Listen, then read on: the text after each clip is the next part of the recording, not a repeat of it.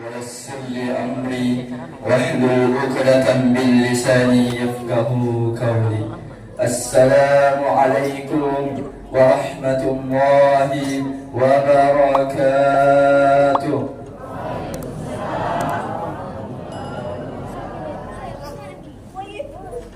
الحمد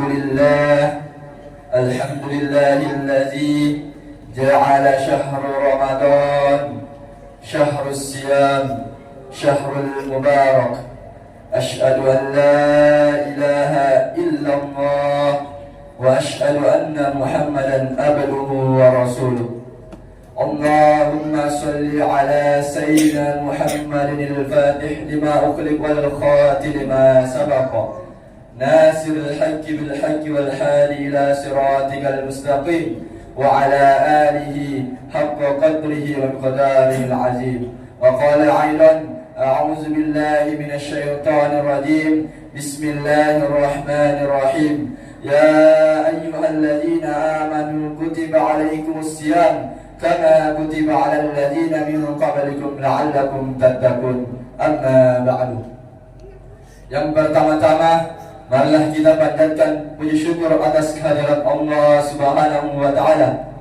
Ialah Allah memberikan kita beribu-ribu nikmat, di antaranya nikmat kesempatan, nikmat kesehatan, yang lebih utama lagi nikmat iman dan Islam. Ada seorang muslim diberikan nikmat kesempatan, tetapi tak pernah melangkahkan kakinya ke masjid guna melaksanakan kewajiban-kewajiban yang telah diberikan oleh Allah Subhanahu wa Ta'ala. Ada seorang muslim diberikan nikmat kesehatan, tetapi tak pernah melaksanakan kewajiban-kewajiban yang telah diberikan oleh Allah Subhanahu wa Ta'ala. Salawat serta salam tak lupa kita curahkan kepada Nabi kita, yakni Nabiullah Muhammad sallallahu alaihi wasallam. Ialah Nabi yang membawa kita dari zaman jahiliyah menuju zaman Islamiyah. Ialah Nabi yang membawa kita dari zaman gelap gulita menuju zaman terang benderang. Dengan kata lain, minaz zulumati ilan nur atau ila siratikal mustaqim. Sidang jamaah salat tarawih insyaallah dirahmati oleh Allah Subhanahu wa Ta'ala. Tak terasa kita telah menyambut bulan suci Ramadan. Pertanyaannya ialah, apakah kita masih sanggup menjalankan puasa di penuh bulan suci Ramadan? Karena ada seorang muslim menjalankan hanya puasanya, tetapi tidak menjalankan amalan dan kebaikan-kebaikan yang telah diberikan oleh Allah Subhanahu wa Ta'ala. Oleh karena itu, janganlah kita sia-siakan bulan suci Ramadan ini. Kata Allah Subhanahu wa Ta'ala, Ramadan ini Ramadan spesial karena ia bisa mengangkat iman kita yang paling rendah pun bisa mengangkat ke posisi tertinggi. Itulah kehebatan bulan suci Ramadan. Kenapa Ramadan istimewa? Kenapa Ramadan istimewa? Karena ada ampunan Allah Subhanahu wa Ta'ala yang sangat luar biasa. Kenapa Ramadan istimewa? Karena ada pahala yang dilipat gandakan. Oleh karena itu, janganlah kita sia-siakan bulan suci Ramadan, karena kita tidak dapat mengetahui apakah ini Ramadan terakhir bagi kita. Rasulullah sallallahu alaihi wasallam bersabda, "Wa ma tadri nafsun bi ayyi ardin tamut." Tak seorang pun mengetahui kapan dia akan meninggal dunia.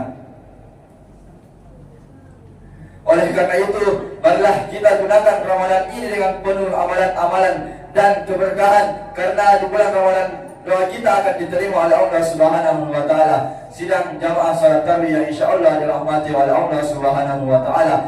Setiap muslim harus memperhatikan beberapa golongan ini agar ibadah puasanya memiliki nilai pahala dan tidak sia-sia. Tetapi ada berbagai tanda yang menandakan bahwa puasa seseorang tidak diterima oleh Allah Subhanahu wa Ta'ala. Yang pertama, orang yang berbicara kotor. Tujuan utama puasa adalah membersihkan diri segala dosa dan perilaku buruk, sehingga berkata-kata kasar dan tidak senonoh saat berpuasa akan membuat ibadah puasa menjadi tidak Nabi Muhammad SAW bersabda, yang artinya puasa bukan sekedar menahan diri dari makan dan minum saja. Puasa adalah menahan diri dari perkataan sia-sia dan keji.